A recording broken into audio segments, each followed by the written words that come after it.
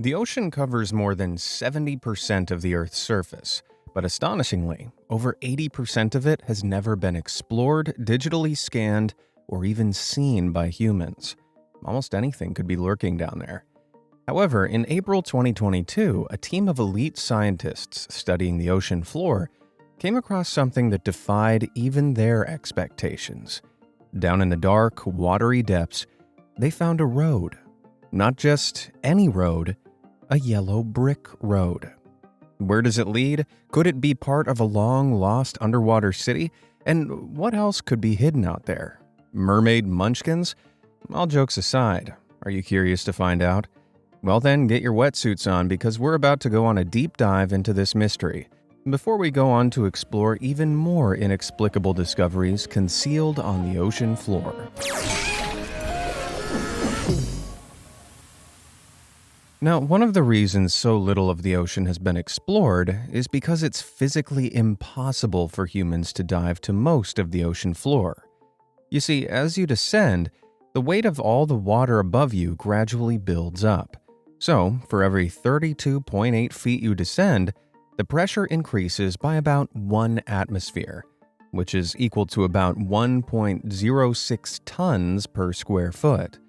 The average depth of the ocean is 12,100 feet, which is equal to the pressure of 369 atmospheres, so some 390 tons per square foot.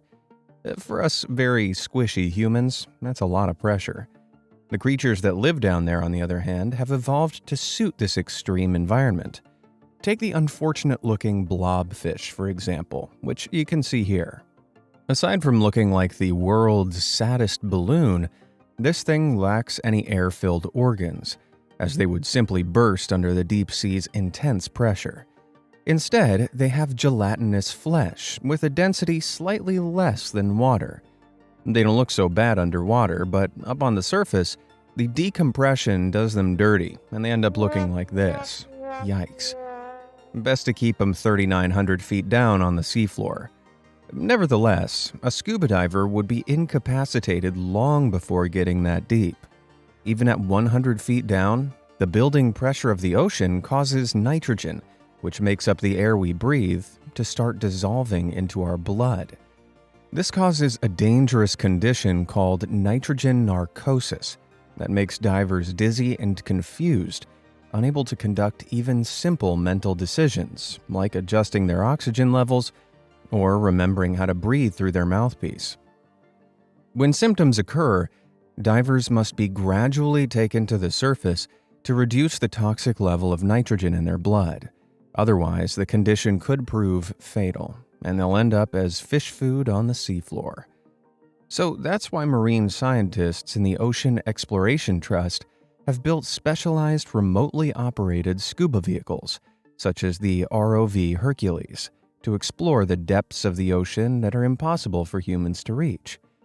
Now, Hercules here is the same size as a Volkswagen Beetle car, but where the car would be wrecked by the pressure, this ROV has been built to dive up to depths of 13,100 feet and can withstand pressure up to 385 tons per square foot. It's outfitted with 2 remote-controlled arms and packed with sensors that measure everything from pressure and depth to oxygen concentration. It's also powered by the use of 6 thrusters, which allow marine scientists to steer Hercules in any underwater direction they choose. Shown here, Hercules was diving 3,376 feet deep along the Nukta Seamount, an underwater volcano in the Pacific Ocean north of Hawaii. Scientists were using the ROV to collect samples of ferromanganese crust. These metal-rich crusts form near underwater volcanoes and continuously grow as iron-manganese particles in the seawater solidify into hard deposits on the rocks, extending up to 10 millimeters per year. Man, I wish my Domino's thin and crispy crust would continuously grow like that. After collecting samples of this crust, Hercules pivoted, and that's when scientists spotted something strange in the distance. They spotted what they assumed to be a dried lake bed with an extraordinary pattern on its surface. But as they got closer, they realized the grid pattern actually looked like a yellow brick road. But this road didn't lead to the Wizard of Oz, nor did it lead to the mythical city of Atlantis. Despite its purposeful brick-like appearance, it's actually an example of ancient volcanic activity.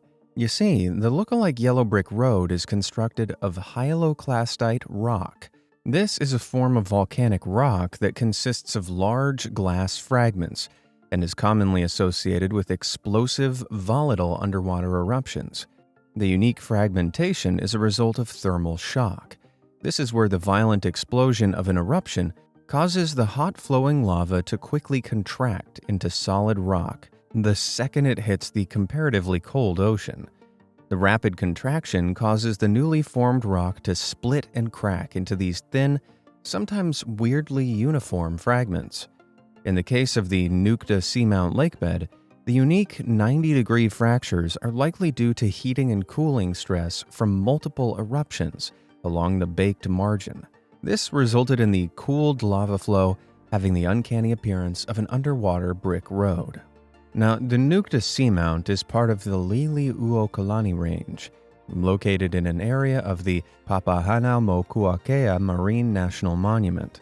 This oceanic conservation area covers over 582,000 square miles, an area larger than all of the U.S. national parks combined. But it's not a place you can go for a camping trip, as it's more than 9,800 feet deep in some places. And only 3% of it has been explored by scientists so far. Who knows what else they'll discover? So, do you reckon even stranger things than that yellow brick road will be found in the Nukta Seamount? If you do, let me know by hitting that like button. And let me know down in the comments what you think they might uncover. Despite the science, I'm keeping my fingers crossed for some barnacle-covered ruby slippers. Now, amazingly, the waters around Hawaii aren't the only parts of the ocean concealing secrets. But before we get into those, be sure to hit that subscribe button. All done? Great. Now let's keep on swimming. Drowned catacomb. The 1950s were a time of rapid change in China. The Chinese Communist Party had taken power and begun an industrial revolution. To meet the huge demand for electrical power, in 1959 a new hydroelectric dam was built along the Shannon River to supply power to the Zhejiang province and the fast-growing city of Hangzhou. However, in constructing the dam, the ancient city of Xicheng that had stood there for more than 1,800 years had to be flooded. 300,000 people were relocated, while the city was drowned under 4.3 cubic miles of water. Many assumed the ancient monuments of the city would have been destroyed by the floodwaters. But 42 years later, divers descended into the dam's Qiandao Lake and were shocked to discover the ancestral city was perfectly preserved. Hidden under 131 feet of water, the ancient city was protected from wind, rain, and sun erosion. The artificial lake's water is cold and stagnant, meaning the city wasn't impacted by underwater currents either. And so, as you can see here, its structures remained frozen in time inside the lake. Xicheng literally means the Lion City, and underwater, divers are able to admire the Ming and Qing dynasty lion statues preserved on the sunken city's walls, alongside other stunning displays of architecture such as houses, temples, and countless archways featuring carved dragons and even more lions. Guess you could say this place is the underwater pride of China. Sin City. You may think that Las Vegas is the world's most famous party town, but back in ancient times, there was another location where the wildest parties took place. Bea was the notorious spa resort of ancient Rome. The ultra-wealthy citizens of Rome took trips there to party and got up to things that would have even made Snoop Dogg hang his head in shame. With heated spas and mosaic-tiled pools, Bea was a picture-perfect paradise. Except now, a millennium later, the entire city is underwater, but it's far from abandoned. It's become a popular scuba diving destination for tourists, who can go swimming along the ancient mosaic ruins and see them in almost mint condition. Wow, now that's a stunning sight. But how did it end up underwater?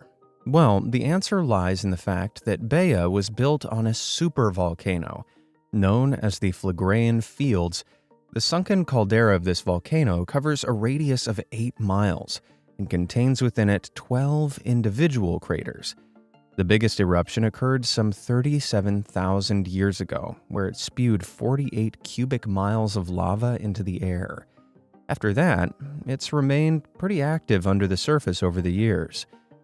And while the ancient Romans were partying in Baiae, the caldera on which the city was built on was having its own dance party, undulating up and down. This is known as bradesium, and is the gradual rise and fall of the Earth's crust caused by the filling and emptying of magma chambers beneath the surface. The deflation of the Phlegraean Fields magma chamber forced the caldera to sink into a depression, causing Baiae to gradually sink into the sea. Now, the remains of the city lie in a shallow, watery grave, around 20 feet deep. The ruins are open to the public, meaning you can scuba right up to these Roman statues in person. However, as you can see, many of them have been eroded over the years, or been colonized by opportunistic fish, who have transformed the statues into reefs. Nevertheless, many of the building's foundations remain in incredible condition, providing us with a very neat insight on how the ancient Romans lived and partied. Even underwater, Baiae is still impressive. Maybe we should start throwing scuba parties there. Pyramid Scheme. In 1933, an RAF commander was flying over the Mediterranean Sea when he happened to glance out of the cockpit and spot something in the ocean below. On closer inspection while flying over the Abu Qir Bay, the pilot saw what happened to be a series of ancient ruins beneath the waves. By complete chance, he had discovered the remains of an ancient Egyptian city. Thonis-Heracleion. This Egyptian settlement was once a major trade hub and cosmopolitan city, practically the New York of its day back when it was founded, 2,700 years ago. Despite being recorded in numerous ancient scriptures, the city was presumed lost to the ravages of time, until this miraculous discovery. Since then, archaeologists have sonar scanned the Abu Qir Bay. This is where sound wave pulses are directed at the seabed, and the echo is analyzed to create a map of what lost objects lurk underneath the sand. This sonar map pointed out unbelievable ancient artifacts that have since been dredged up from the sea, like these giant statues of Ptolemaic kings and queens that stand over 16 feet tall. Archaeologists also uncovered coins, pieces of pottery, and even preserved boar skulls, while divers have been able to examine the ruins cleaned of sediment in the water. Now, Thonis-Heracleion's immaculate preservation in the ocean is related to how it disappeared in the first place. You see, the ground it was built on held a lot of clay, and following a series of tidal floodings and earthquakes, the ground succumbed to liquefaction, in which the city's foundations turned into a sandy soup. This caused the stone buildings to sink beneath the ground, similar to being consumed by quicksand. Nevertheless, the city was perfectly preserved underneath the loose clay sediment. And amazingly, 95% of this underwater city remains to be explored. So who knows what other Egyptian treasures will be discovered? Knowing Egyptian legends, though, I sure hope they don't accidentally awaken a terrible mummy curse.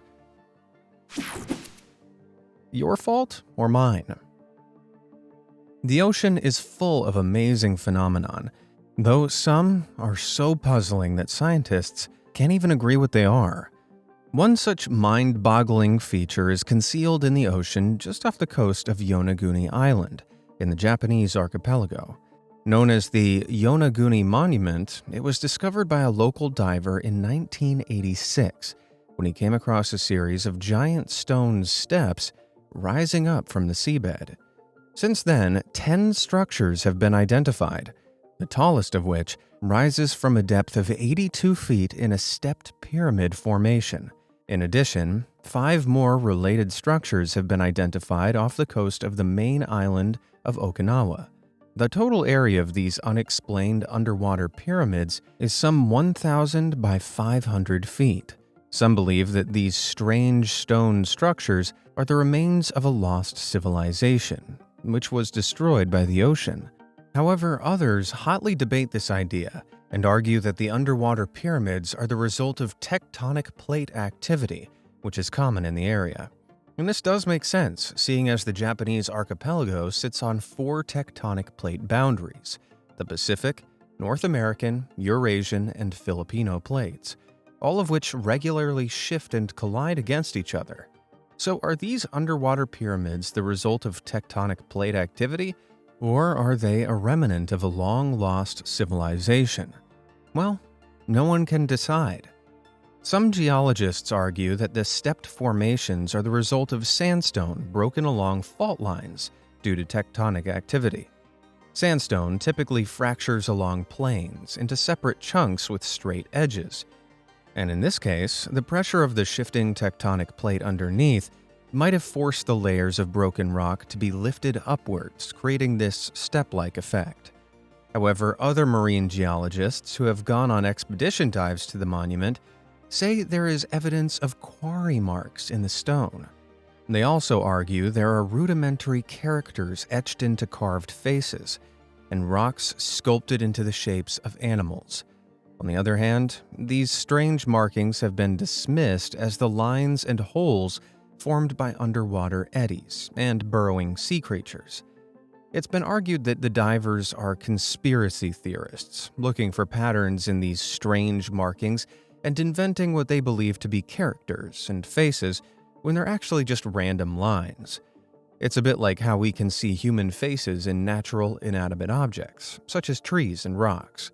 Nevertheless, other experts believe that the strange markings on the Yonaguni monuments could be all that's left of the Mu, a Pacific civilization rumored to have vanished beneath the waves. As strange as it sounds, it is possible, given that the world's largest recorded tsunami struck Yonaguni Island in April 1771, with waves estimated to be more than 131 feet high. So the Mu people could have been wiped out by a similarly sized or even bigger tsunami thousands of years before, and their ancient pyramid monuments submerged under the water.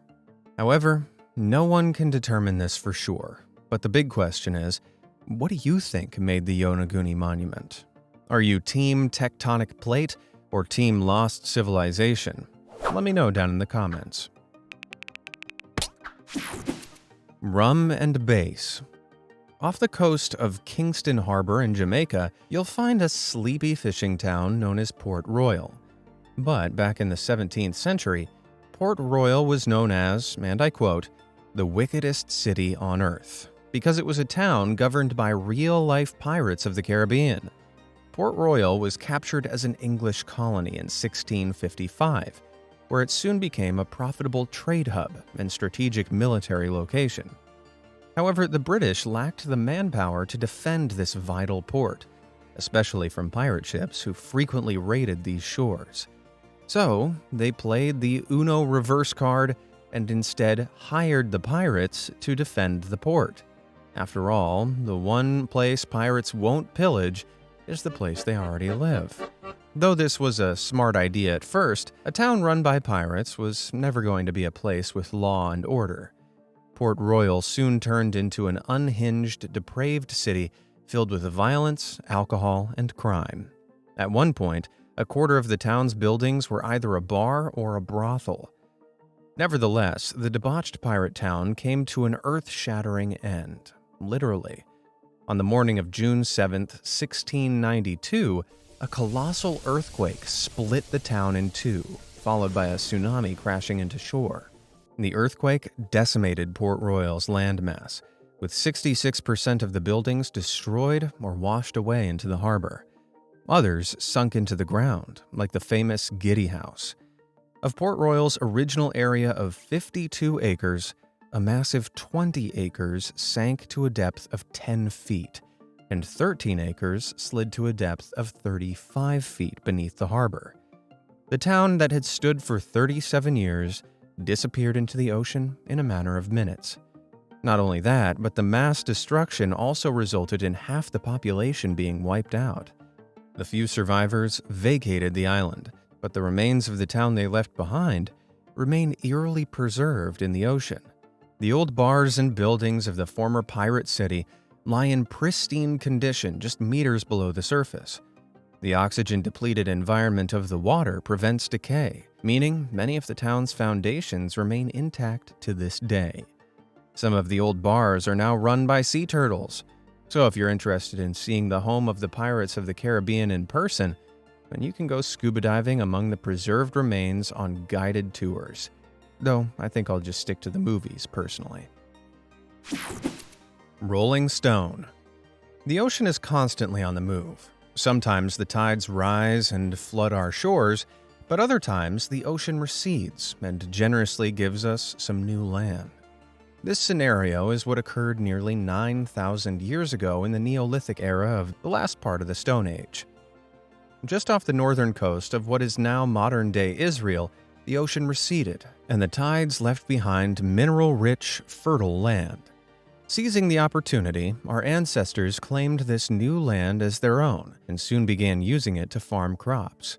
However, this didn't last long, as over the years the ocean gradually started to reclaim what it had given away, and our ancestors were forced to retreat further and further inland as the tides shrunk the shoreline. Nevertheless, the ocean's return was invaluable in the long run, as it served to preserve this Stone Age settlement in a time capsule for archaeologists to study more than a millennium later. As you can see here, the gentle currents of the shallow ocean waters kept these Stone Age artifacts safe on the seabed. Artifacts were well preserved, such as a well that the settlers dug through layers of clay and soft sandstone to tap into groundwater alongside old foundations of buildings. Coral reefs have grown up and around the ruins, cementing the farm tools and preventing them from being swept away. Incredibly, archaeologists recovered over 8,700 flint artifacts, including arrowheads, sickle blades, bifaces, spearheads, and knives.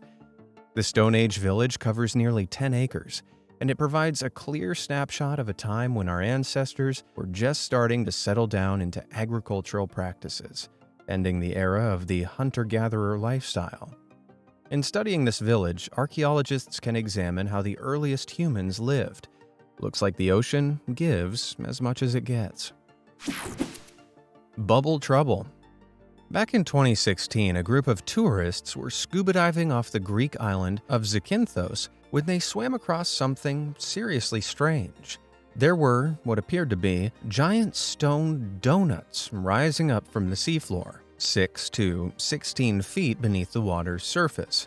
The tourists thought this might be the lost ruins of an ancient civilization. However, further investigation of the site didn't uncover any pottery artifacts, meaning these probably weren't handmade earthenware. So what was responsible for this bizarre oceanic feature? Well, it turns out, like me after having visited Taco Bell, our planet is pretty gassy. And the Earth's crust needs to let one rip every now and again through a series of hydrothermal vents. As you can see, these strange donut shapes and columns are actually the fossilized remains of the Earth's plumbing system, which allowed buildups of methane and hydrocarbon gases to escape some 5 million years ago. Meanwhile, beneath the seafloor, microbial bacteria in the sediment captured the carbon in the methane and used it as fuel. This generated a reaction in which the sediment was chemically altered, transforming it into a naturally occurring concrete, in a process aptly called concretion. And despite how strange these oceanic donuts may look, it turns out they're not that unusual, because there have been sightings of them before. Like I said, the Earth's a gassy boy, and there are thousands of these vents all over the ocean floor at volcanic sites. Nevertheless, these donut vents are a rare discovery for shallower waters. But at least this is one oceanic mystery that has been solved, even if it has left me hungry for a Krispy Kreme. The X-Files. If we rewind to 2011 and travel over to the Baltic Sea, we find a team of Swedish treasure hunters known as the Ocean X Team sonar scanning the seabed. They were searching for shipwreck antiques, but what they found instead was bigger than any of them could have imagined. The object is so strange and looks so purposefully designed, some believe it could be of extraterrestrial origin. Their equipment had taken a blurry sonar image of a disc-shaped object, 200 feet in diameter, with unnatural features that appeared to be stairways and ramps. Based on the sonar scan, artists have rendered what they think the object might look like underwater, and the results are seriously freaky. Could this be a crash-landed UFO? Well, keeping with the tradition of other UFO sightings, the original image was so blurry it looked like it could have been taken on a toaster. Experts have argued that the strange lines on the picture are likely the result of faulty equipment. And instead of indulging in the alien theory, other experts have pointed out that these strange markings are more than likely the result of glacial erosion. Stones recovered from the site, including granite, sandstone, and a piece of basaltic volcanic rock, are not common in the area. They're likely to have been dragged along by an ancient and now long gone slow-moving glacier, which has since melted away in the wake of the ocean. The OceanX team disputes this theory, but when they tried to return to the site in 2012 to take clearer sonar scans of the area, their sonars stopped working due to electrical interference. Perhaps it was faulty equipment again. Or maybe the underwater aliens didn't want their secrets getting out. Fantasyland. The ancient city of Dwarka is believed to have once been a mythical kingdom of the Hindu god Krishna. Ancient texts such as the Mahabharata describe Dwarka as being home to 900,000 royal palaces made of silver, each embedded with thousands of jewels.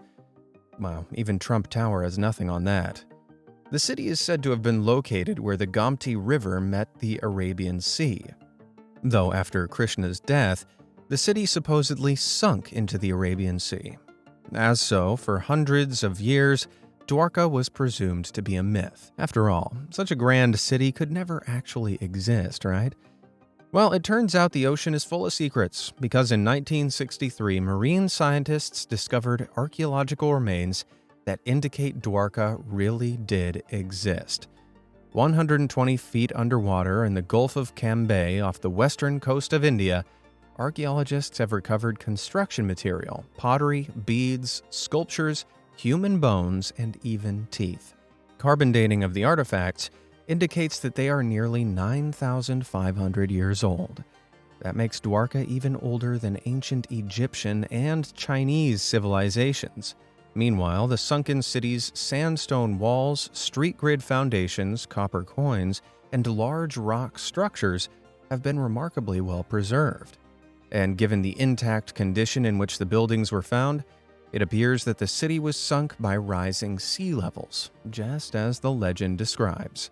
Perhaps the ocean wanted to keep this incredible treasure for itself. Which of these unbelievable ocean discoveries did you find the most surprising? And what else do you think they'll find in the unexplored ocean? Let me know down in the comments below, and thanks for watching.